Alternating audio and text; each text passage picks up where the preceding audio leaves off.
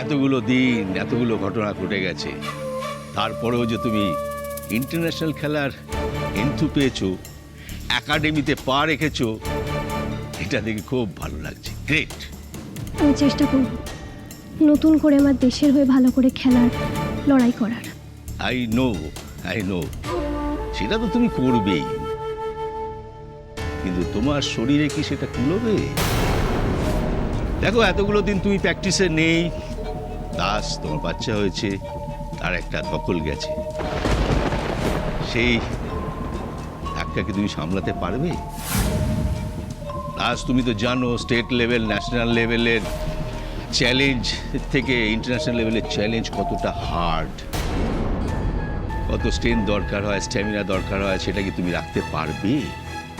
তার উপর দেখো, তোমার উপর একটা গোটা দেশের আড়া জেতা নির্ভর করছে। দেখো ফড়িং, আমার বলতে খারাপ লাগছে, কিন্তু সব থেকে ভালো হয় তুমি যদি এবছরটা না খেলো।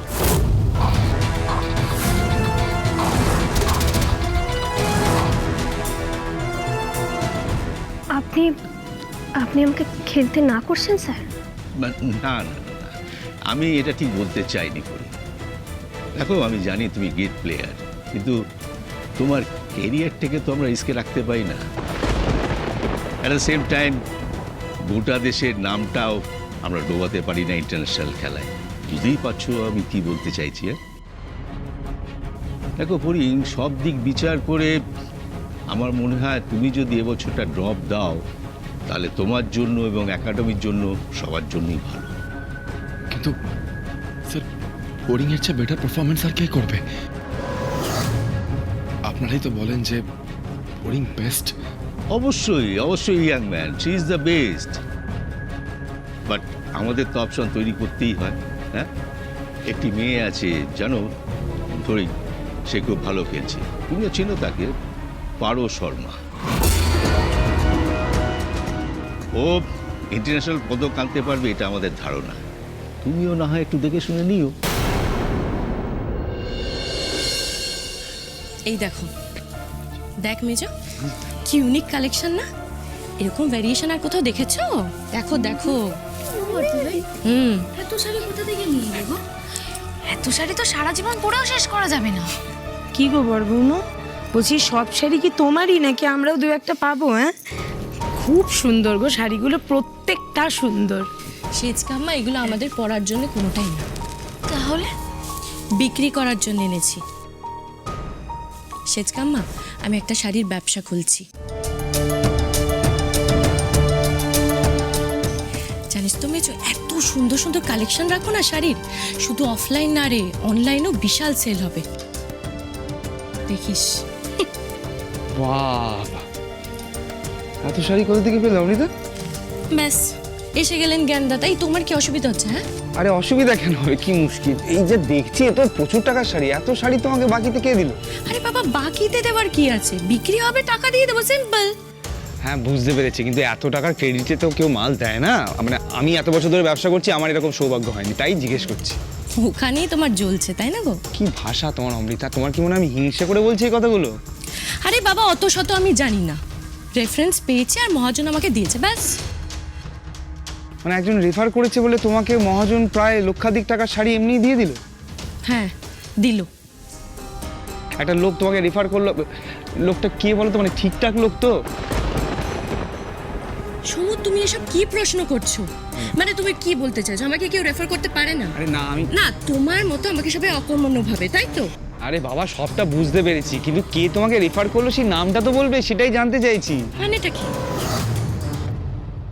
দেখো ফড়িং, খারাপ ভেবো না, তুমি এবছরটা নাম দিও না, তুমি বরং এবছরটা প্র্যাকটিস করো। এতদিন প্র্যাকটিসের মধ্যে নেই তো, ততদিনে তোমার বাচ্চাটা একটু বড় হবে, তুমি ফ্রিলি খেলতে পারবে, ফ্রিলি প্র্যাকটিস করতে পারবে। বাচ্চাটাকে কোলে নিয়ে তোমাকে আসতে হবে না প্র্যাকটিসে। হ্যাঁ, এই হচ্ছে পারো শর্মা, যার কথা তোমাকে বলছিলাম, তুমি তো চেনোই। স্যার, স্যার এগুলো কোনো প্রবলেম নয়। ফড়িং নিজেকে গ্রুম করছে, ও তো প্র্যাকটিস করছে। স্যার হাতে এখনো 10-12 দিন টাইম তো আছে, ফড়িং ঠিক সব করে নেবে, ট্রাস্ট মি। দেখো, কথা বলতেও ফরিনকে বাচ্চাকে নিয়ে আসতে হয়েছে, তাহলে ও কি করে 100% দেবে? হ্যাঁ, স্যার আশা করি আপনি মেরি কমের কাহিনী জানেন। উনি যদি পেরে থাকেন তাহলে তাহলে ফড়িং কেন পারবে না? প্লিজ স্যার, বাচ্চা তো মায়ের কাছেই থাকবে, বাচ্চা তো মাকে খুঁজবে, কিন্তু সেটার জন্য তো ওর ক্যারিয়ার শেষ হয়ে যেতে পারে না। প্লিজ ওকে একটা চান্স দিন স্যার।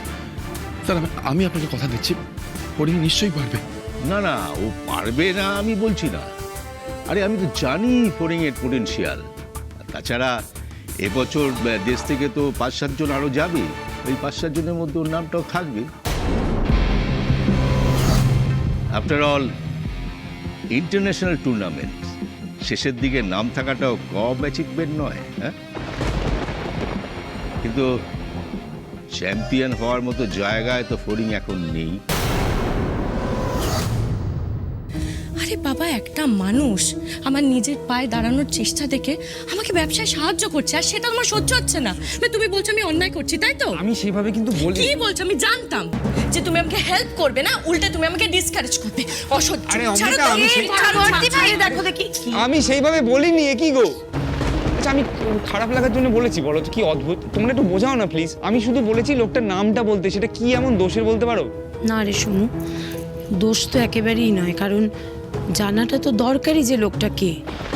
এরপরে কিছু হলে তো আমাদেরকেই সামলাতে হবে, তাই না? সত্যি কথা বলতে কি বলতো, বাড়িতে তো আমাদের ঘটনার কোনো শেষ নেই, তারপর অত বড় একটা দুর্ঘটনা।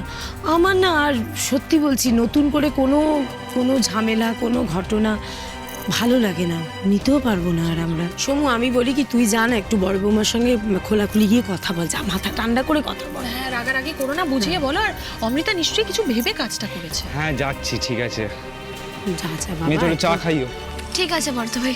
এই বৌমা শোনো না, বলছি কি, তুমি না এগুলো গোছগাছ করে রাখো, হ্যাঁ এগুলো গুছিয়ে রাখো, দেখো যেন কারোর হাতে না পড়ে। বাবা, বৌমার ব্যবসার শাড়ি বলে কথা।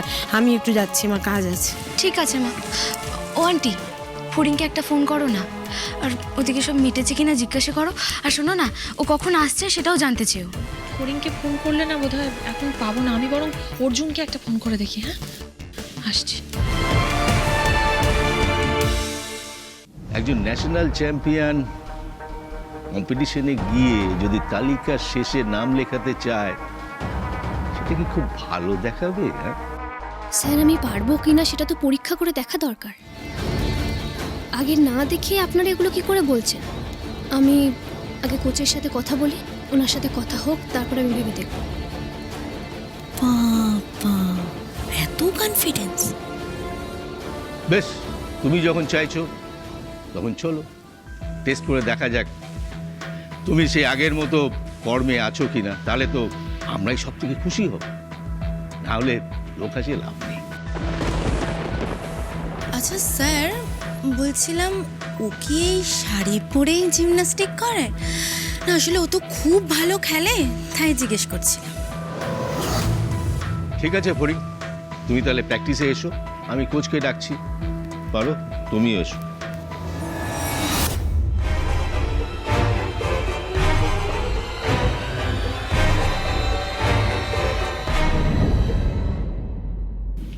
কি হলো ফড়িং? অর্জুন বাবু, আমি কি সত্যি পারবো না? এসব করে কি আমি শুধুই লোক হাসাচ্ছি? বাচ্চাটাকে নিয়ে এভাবে খেলতে নামার সিদ্ধান্তটা কি ভুল? ফড়িং একদম না, ওরাও বলছে আর তুমিও ভয় পাচ্ছ। ডোন্ট ডু দিস ফড়িং। ওদেরকে দেখিয়ে দাও তোমার ক্ষমতা। 1 বছর ধরে তুমি যত দুঃখ কষ্ট সহ্য করেছো, সব কিছু ভুলে জাস্ট জিমন্যাস্টিকের ময়দানে নিজেকে উজাড় করে দাও। প্রত্যেককে দেখিয়ে দাও আলতা পরিণাশ করে স্ট্রেংথ, আলতা পরিণাশ করে স্ট্যামিনা এখনো কমে যায়নি।